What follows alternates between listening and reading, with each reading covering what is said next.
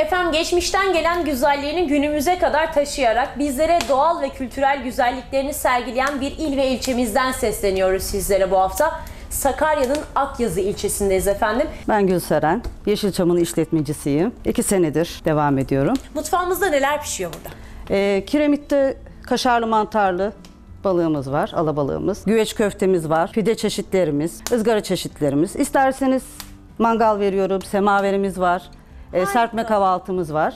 Nasıl sağladınız bu müşteri memnuniyetini? Bu güveni nasıl sağladınız burada? Biraz güler yüzlükle, karşılıklı.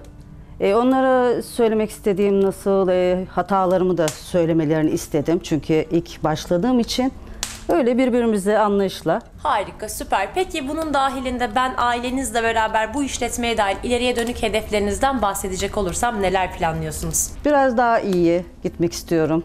Daha iyi, daha kaliteli, daha güzel bir şeyler yapmak istiyorum.